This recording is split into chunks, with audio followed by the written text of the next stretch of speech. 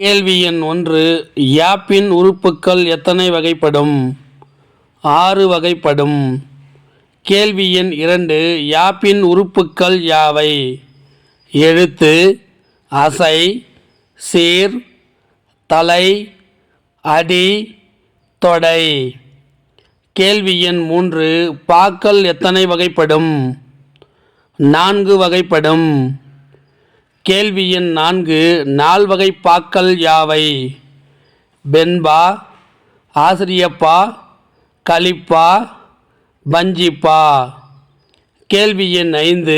பாக்களை எதை கொண்டு அறிந்து கொள்ளலாம்? ஓசைகள் கொண்டு அறிந்து கொள்ளலாம். கேள்வி எண் 6.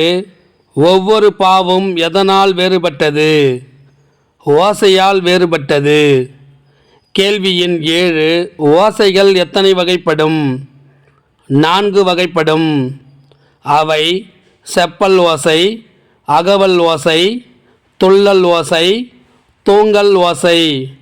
கேள்வி எண் 8. வெண்பாவிற்கு உரிய ஓசை எது? செப்பல் ஓசை. கேள்வி எண் 9. ஆசிரியப்பாவிற்கு உரிய ஓசை எது? அகவல் ஓசை. கேள்வி எண் 10. கலிப்பாவிற்கு உரிய ஓசை எது? துள்ளல் ஓசை. கேள்வி எண் 11. வஞ்சிப்பாவிற்கு உரிய ஓசை எது? தூங்கல் ஓசை. கேள்வி எண் 12. இருவர் உரையாடுவது போன்ற ஓசை எவ்வாறு அழைக்கப்படுகிறது? செப்பல் ஓசை. கேள்வி எண் 13. ஒருவர் பேசுதல் அல்லது சொற்பொழிவு ஆற்றுவது போன்ற ஓசை எவ்வாறு அழைக்கப்படுகிறது? அகவல் ஓசை என்று அழைக்கப்படுகிறது. கேள்வி எண் 14. கன்று துள்ளினாற் போல சீர்தோறும் துள்ளி வரும் ஓசை எவ்வாறு அழைக்கப்படுகிறது? துள்ளல் ஓசை என்று அழைக்கப்படுகிறது. கேள்வி எண் 15. சீர்தோறும் துள்ளாது தூங்கி வரும் ஓசை எவ்வாறு அழைக்கப்படுகிறது? தூங்கல் ஓசை என்று அழைக்கப்படுகிறது. கேள்வி எண் 16. வெண்பாவினால் அமைந்த நூல்கள் எவை? திருக்குறள், நாலடியார். கேள்வி எண் 17. அகவற்பா என்னும் ஆசிரியப்பாவினால் அமைந்த காப்பியங்கள் எவை?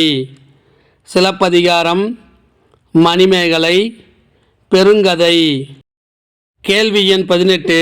இலக்கண கட்டுக்கோப்பு குறைவாகவும் கவிதை வெளியீட்டுக்கு எளிதாகவும் இருக்கும் பாவகை எது? ஆசிரியப்பா. கேள்வி எண் 19. வெண்பா எத்தனை வகைப்படும்? 5 வகைப்படும். அவை குரல் வெண்பா, சிந்தியல் வெண்பா, நேரசை வெண்பா, இன்னிசை வெண்பா, பக்ரோடை வெண்பா. கேள்வி எண் 20. ஆசிரியப்பா எத்தனை வகைப்படும்? 4 வகைப்படும். அவை நேரிசை ஆசிரியப்பா, இணைகுறில் ஆசிரியப்பா, நிலைமண்டில ஆசிரியப்பா, அடிமாறி மண்டில ஆசிரியப்பா. கேள்வி எண் 21. வெண்பாவின் பொது இலக்கணம் யாது?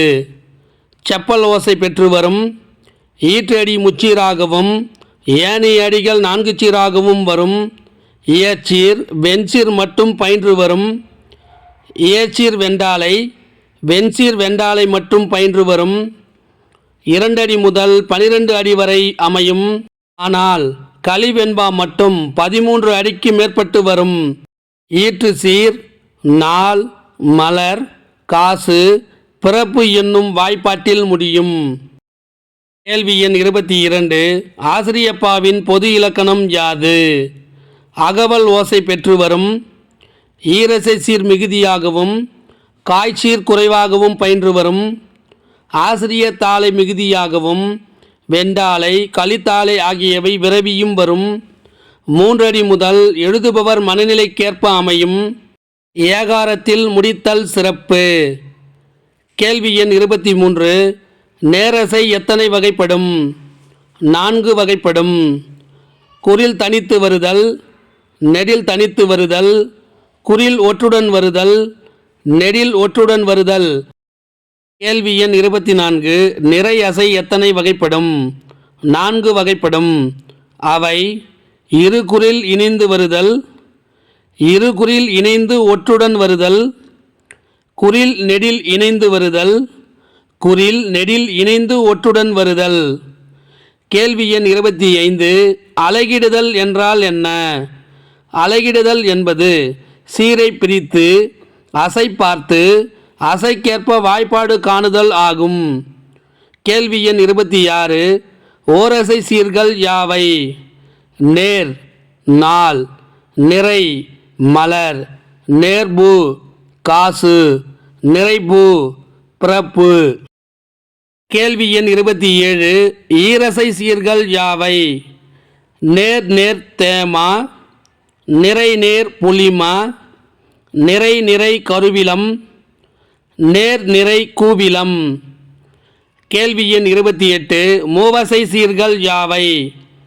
நேர் நேர் நேர் தேமாங்காய், நிறை நேர் நேர் புளிமாங்காய், நிறை நிறை நேர் கருவிலங்காய், நேர் நிறை நேர் கூவிலங்காய்.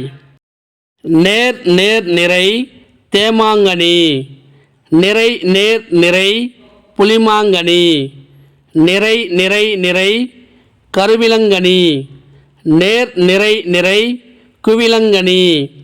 கேள்வி எண் 29. யாப்பதிகாரம் என்ற நூலின் ஆசிரியர் யார்? புலவர் குழந்தை. இந்த வினா விடை உங்களுக்கு பிடிச்சிருந்தா சின்னதாக ஒரு லைக் பண்ண மறக்காதீங்க. தேங்க்யூ.